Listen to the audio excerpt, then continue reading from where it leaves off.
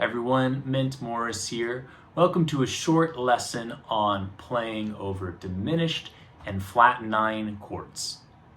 Oftentimes there's much confusion between these two types of chords.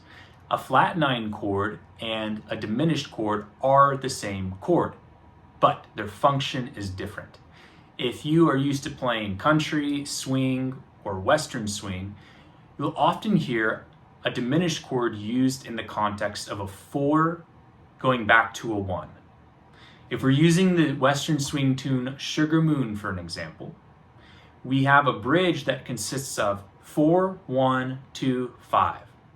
So in the key of G, it would be a 4, and then you'll hear a sharp 4 diminished played before you go back to the 1. That sharp 4 diminished is drawing us back to the 1 chord, but we don't call that a C7 flat 9. We call it a diminished chord.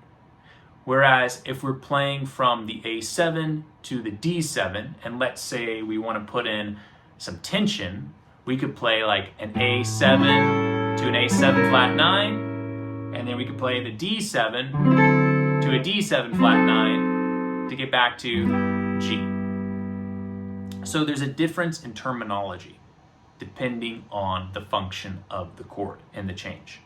So that said, whenever we approach lead playing, often you hear just simple minor third or diminished arpeggios. So if I was playing from the 4 chord back to the 1 in Sugar Moon, a lot of the time I'll hear licks like this. I'm going to approach the 4 chord with a little pickup.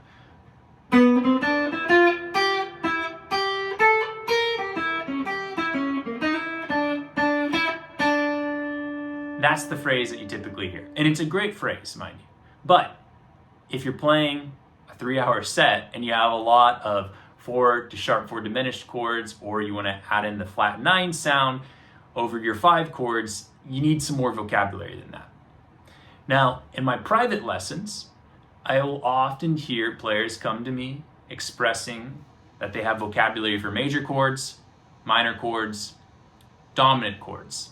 But then when we get to diminished or flat 9 or different altered chords, there isn't any vocabulary, or it's just what I showed you.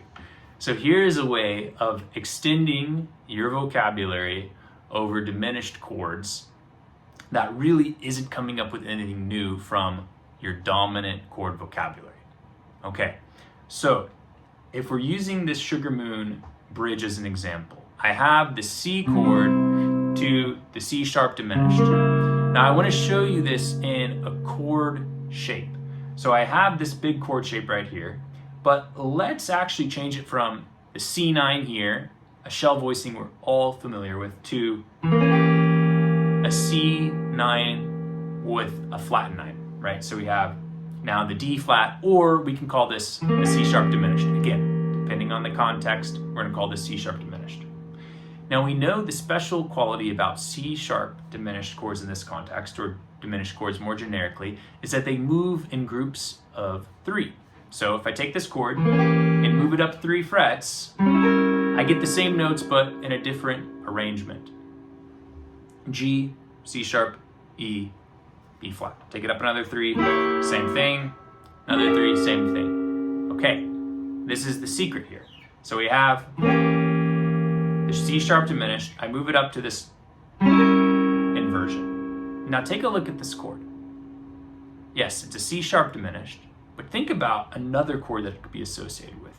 If I remove my first string note, the B flat, I have an A7, okay? And then I can just put it back on, I have the A7 flat 9. And then generically, just an A triad.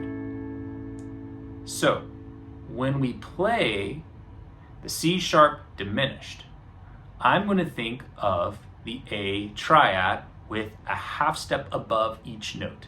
So I have the A triad, A, E, and C sharp. All notes within the C chord and coloring the C chord with reference to the A. And then I move up a half step, B flat A, F, E, D, C sharp. All notes that are diatonic to C or C7. They'll sound great, okay? Now, the way to categorize this or conceptualize it is to think about the relationship between this chord and the C chord. The A is the 6 of C, or we could think of it as the relative minor. I know we're not playing a minor chord, but that might be just a quick shorthand to help you get there.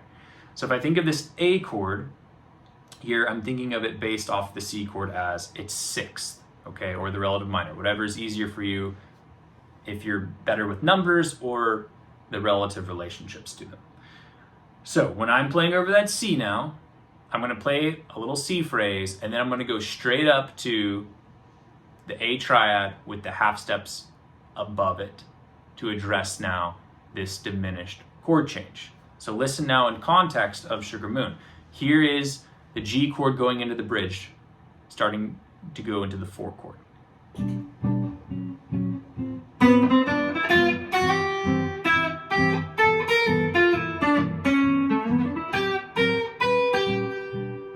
Hear how it addresses the change really nicely without any kind of arpeggio. Let's try another one.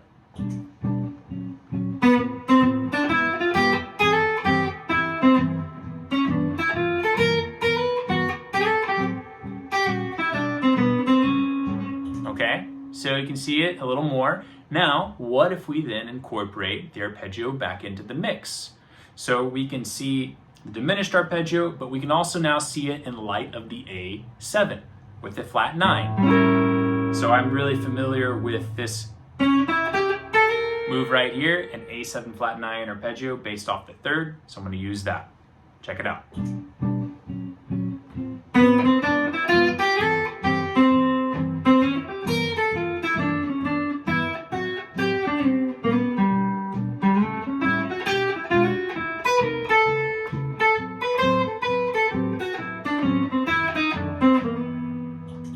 Okay, so you can see one way of doing that. Let's do one more.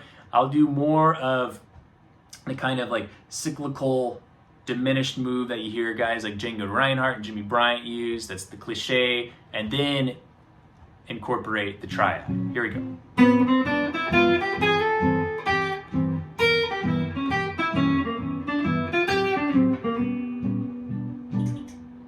So you can see both sounds complement each other and fill out one another and make the line more interesting. So this week, try to incorporate your relative minor or 6 chord triad with the half step moves when you play over a sharp 4 diminished chord or a flat 9 chord. In the next lesson, I'll show you how you can fill this sound out a little more in your playing. And then from there, we'll look at how we can apply it to just dominant chords. If you're interested in learning more, please check out my lessons on my site.